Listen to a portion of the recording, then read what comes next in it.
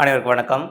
இன்னைக்கு நம்ம எத பத்தி டாபிக் பார்க்க போறோம்னா, எந்த மாதிரி உணவுகள் நம்ம எடுத்தா நம்ம ஆரோக்கியமா இருக்கலாம்? அப்படி சொல்லிட்டு தான் இந்த வீடியோ நம்ம பார்க்க போறோம். பொதுவா அதிகமா துரித உணவுகள் எடுத்தாலும் நம்முடைய உடலை பாதிக்கும். அசைவ உணவுகள் அதிகமா எடுத்தாலும் நம்முடைய உடலை பாதிக்கும்.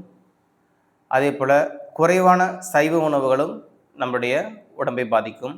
சாப்பிடாம இருந்தாலும் நம்முடைய உடம்பை பாதிக்கும். அதேபோல நம்ம அளவுக்கு அதிகமா சாப்பிட்டாலும் நம்ம உடம்பு பாதிக்கும். அளவுக்கு அதிகமா தண்ணி குடித்தாலும் நமக்கு உடம்பு பாதிக்கும். இப்போ நம்ம என்னதான் பண்ணணும்? அப்படின்னு சொல்லிட்டு தான் இந்த வீடியோல நம்ம பார்க்க போறோம்.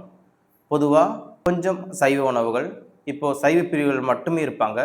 அவங்க முழுவதுமாக சைவமே சாப்பிடுவாங்க. இந்த சைவம் எடுக்கும்போது பார்த்தீங்கன்னா, அவங்க இந்த மாட்டுடைய பொருட்கள், அதாவது பால், இல்லைன்னா நெய், இல்லைன்னா வெண்ணெய், அதுக்கப்புறம் பார்த்தீங்கன்னா தயிர், மோர்னா அவங்களுக்கு உண்டான ஃபேட். இப்போ நம்ம இறைச்சி சாப்பிடும்போது இப்போ அசைவ பிரியர்களை பார்த்தீங்கன்னா இறைச்சி சாப்பிடுவாங்க. மாட்டு இறைச்சியாக இருக்கட்டும், கோழியாக இருக்கட்டும், பன்றியாக இருக்கட்டும், இந்த மாதிரி சொல்லிட்டு சாப்பிடுவாங்க. நம்ம சாப்பிடும் பார்த்தீங்கன்னா அதில் ஃபேட் கண்டென்ட் ரொம்ப அதிகமாக இருக்கும். இந்த ஃபேட் கண்டென்ட்லாம் வந்து பார்த்தீங்கன்னா அவங்க சைவ உணவு பிரிவுகள் வந்து பார்த்தீங்கன்னா அவங்க நெய்யிலேயே இருக்கும். அதனால் அந்த நெய்யும் வெண்ணெயிலையும் எடுக்கும்போது அவங்களுக்கு அந்த ஃபேட் கண்டென்ட் அவங்களுக்கு கிடச்சிரும். இதே போல் முட்டையும் அதே மாதிரி தான். முட்டை அளவுக்கு அதிகமான ப்ரோட்டீன்ஸ் இருக்குது. ஆட்டு இறைச்சியில் பார்த்தீங்கன்னா அதுலேயும் ஃபேட்ஸ் வந்து அதிகமாக இருக்குது.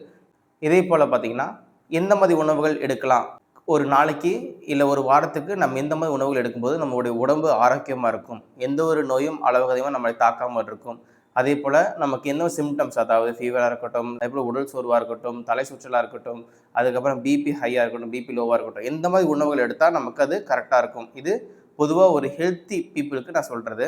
இந்த டிசீஸ் பீப்புளுக்கு அது வேறு மாதிரி உணவுகள் இருக்கலாம். ஆனால் ஹெல்த்தி பீப்புள், நான் வந்து ஆரோக்கியமாக இருக்கணும், நான் வந்து ஆரோக்கியமாக என்னோடய உடம்பு வச்சுக்கணும், அடிக்கடி என்னோடய உடம்பு சோர்வாகுது, நான் இந்த மாதிரி உணவுகள் எடுத்தால் எனக்கு எந்த மாதிரி உணவுகள் என்னுடைய வாழ்க்கை பயன்படும், அந்த மாதிரி சொல்லிட்டு தான் இந்த வீடியோ நம்ம பார்க்க போகிறோம். சிக்கன், மட்டன், பீஃப் இந்த மாதிரி சொல்லிட்டு நீங்கள் வந்து எடுக்கிறீங்கன்னா இதை நீங்கள் வாரத்துக்கு ஒரு நாள் இல்லைன்னா 2 நாள் நீங்கள் எடுப்பது மூலம் உங்களுக்கு அது ரொட்டீனாக இருக்கும்.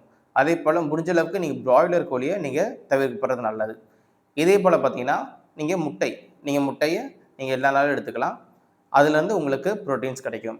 அதே போல் பார்த்தீங்கன்னா துரித உணவுகள் எடுக்கிறவங்க, பொதுவாக நீங்கள் இப்போது பீஸா, பர்கரு, அதுக்கப்புறம் பார்த்தீங்கன்னா நீங்கள் பிஸ்கட்டு, இந்த மாதிரி சொல்லிட்டு நீங்கள் உணவுகள் உங்களுக்கு பிரியமாக இருந்தாலும் அதை வந்து பார்த்தீங்கன்னா நீங்கள் வாரத்துக்கு ஒரு டைம் இல்லைன்னா 2 வாரத்துக்கு ஒரு டைம் நீங்கள் எடுக்கலாம். ஏன்னா துரித உணவுகள் பொதுவாக மைதானால் செய்யப்பட்ட உணவுகளாக தான் இருக்கும். இந்த மைதான செய்யப்பட்ட உணவுகள் பார்த்திங்கன்னா பொதுவாக நம்மளுடைய உடம்புக்கு தீங்கு விளைவிக்கக்கூடியது. அதனால் இந்த உணவுகள் தவிர்க்கப்படுறது நல்லது. இதே போல் பார்த்திங்கன்னா அளவுக்கு அதிகமான தண்ணி குடிப்பதும் உடலுக்கு தீங்கு தான்.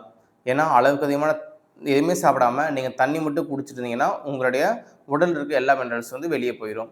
இல்லைனா வந்து உடம்பு வந்து சோர்வாக்க அதே ஒரு காரணமாக இருக்கும். அதனால் நீங்கள் எவ்வளோக்கெவ்வளோ தண்ணி குடிக்கிறீங்களோ அதே அளவுக்கு நீங்கள் உணவு எடுக்கணும். ஓகேவா? இப்போ 3 லிட்டர் உணவு எடுக்க சொல்கிறதில்ல.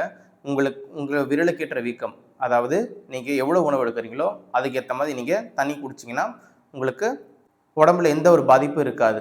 இந்த வீடியோ உங்களுக்கு பயனுள்ளதாக இருக்குமே நம்புகிறேன். நன்றி.